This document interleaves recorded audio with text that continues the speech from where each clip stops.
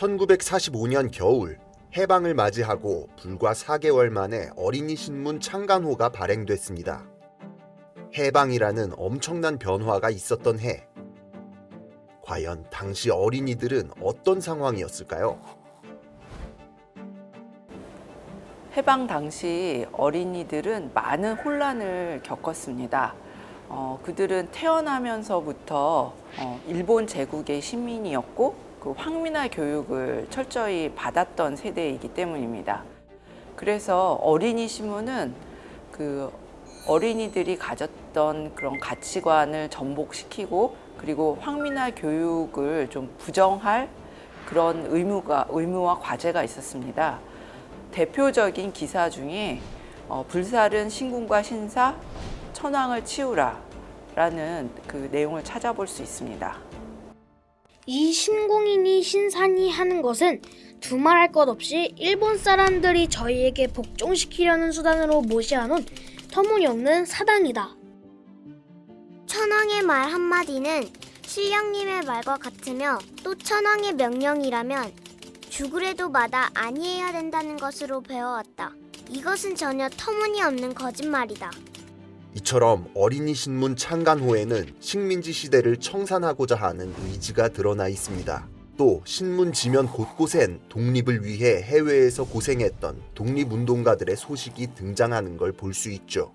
어린이 신문은 기사를 통해 우리가 독립할 수 있었던 것은 해외 독립운동가들의 숨은 노고 때문이라는 걸 적극적으로 알리고 있습니다. 학교 정문에 들어설 때 누가 뒤를 쫓아오며 리에이상 하고 부릅니다. 김정숙인 줄 알았지만 나는 대답도 안 하고 돌아다 보지 않았습니다. 내 이름은 이영이지 리에이가 아닙니다. 그런데 나도 일본말이 그저 입에 배어서 국어 시간에 무심코 센세이 하고 부르고 얼굴이 빨개졌습니다. 정숙이만 나무랄 일이 아닙니다. 나도 정신을 차려야겠습니다. 동화에서도 알 수 있듯이 해방이라는 거대한 변화 속에서 어린이들은 혼란스러워하고 있었죠. 그래서 소설가 박태원은 이 동화를 통해 답을 찾아주고자 했습니다. 박태원의 창작 동화는 해방 직후 어린이들이 겪었을 혼란을 잘 드러내주고 있는데요. 어린이들은 불과 몇 달 전까지만 해도 일본 말을 쓰지 않으면 학교에서 체벌을 받았습니다. 그런데 불과 몇 달 만에 학교에서 우리말을 써야 되는 상황을 맞이하게 된 거죠. 은연중에 아이들이 그 일본말을 쓰게 되는 상황이 이 소설의 이 창작 동화에 드러나 있는데요. 그 박태원은 어린이들의 그 당시 혼란한 모습을 드러내주면서 우리말을 써야 된다는 계몽적 메시지를 전달하고 있습니다.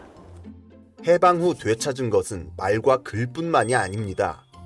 창간호에는 단군 조선부터 삼국시대를 다루는 우리 역사도 등장합니다. 삼국사기와 삼국유사 이 두 책이 없었던들 단군께서 처음으로 우리나라를 이루셨다는 이야기도 고구려와 백제, 신라가 서로서로 훌륭한 임금이 나셔 백성을 다스렸다는 이야기도 그리고 또 똑같이 어여쁜 소년 병사들이 나라를 위해서 피를 흘리고 목숨을 아끼지 않고 싸웠다는 이야기도 우리는 전혀 모르고 말았을 것입니다. 태어나면서부터 일본 제국의 식민지민이었던 당시 어린이들.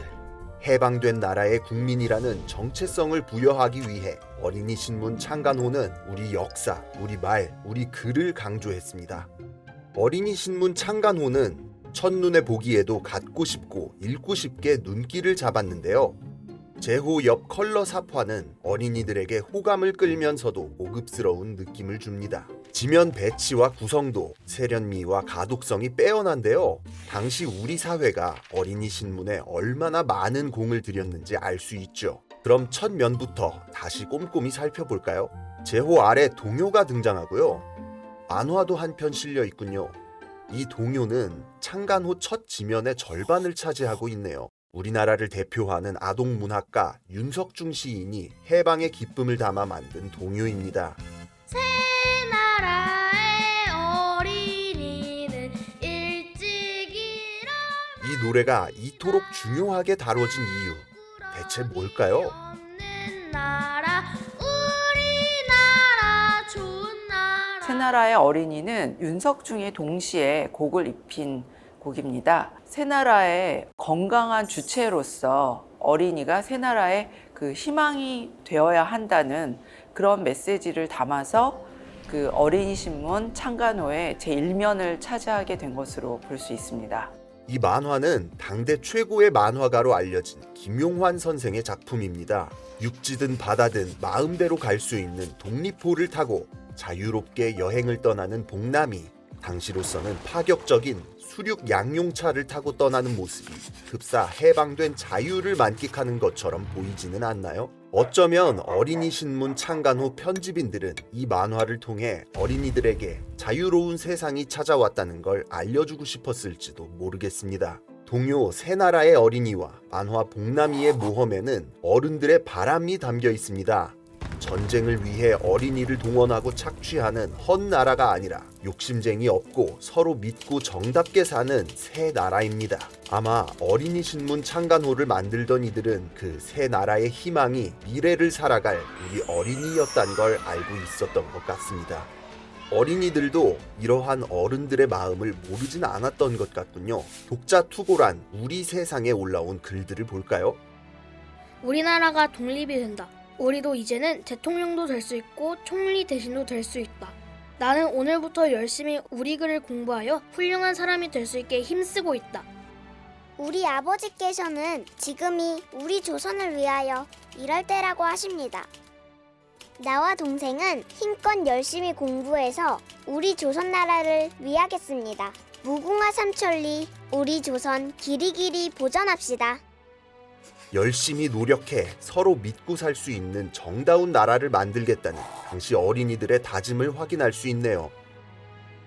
종이가 모자라 필요한 교과서 부수마저 다 찍지 못했던 시절, 당대 최고의 출판 인쇄 시설을 갖추고 있던 고려 문화사는 최고의 어린이 신문을 만들기 위해 투자를 아끼지 않았습니다. 한국 동요의 아버지 윤석중, 1세대 만화가 김용환, 출판인 최영해, 백농 최규동, 사학과 교수 민영규, 베테랑 신문 편집인 임병철까지 문화계의 어벤져스가 창간호에 참여했습니다.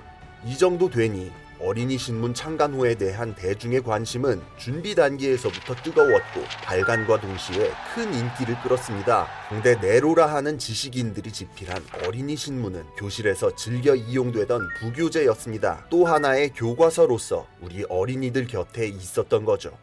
어린이 신문은 해방 직후 최초로 발간된 어린이 신문이었다는 데서 의미가 있고, 그 새나라의 어린이는 어때야 한다는 그런 새로운 어린이상을 이 어린이 신문을 통해서 살펴볼 수가 있습니다. 또한 당시에는 그 교과서가 매우 부족했는데요. 학교에서 이 어린이 신문이 교재로 사용이 되었고 한글로 된 그 읽을거리로 제공이 되었다는 점에서 의미를 찾을 수 있습니다. 새나라의 어린이를 위해 유익하면서도 재밌는 신문을 만들어주고 싶었던 어른들의 마음이 오롯이 담겨 있습니다. 자유로운 여러 어린 동무들이여, 자유의 기념으로 고려 문화사에서는 여러 동무들에게 가장 좋은 동무가 되고 가장 유익하고 재미있고 또 바른 길을 가르쳐 훌륭하고 씩씩한 인물이 되게 하는 어린이 신문을 내는 것입니다. 이 신문은 1천만의 조선 소년, 소녀 여러분의 참된 동무가 되고 좋은 선생이 되기를 바람하지 않는 바입니다. 우리 어린이들에게 수십 년간 일제 식민지 세상을 겪게 한 것이 미안했던 어른들, 그 어른들이 새 세상의 주인공이 될 어린이들에게 동무가 되고 선생이 되고 싶어 만들어낸 신문, 나라가 광복을 찾은 해 1945년 12월 1일 새 나라의 희망을 담아 창간된 어린이 신문입니다.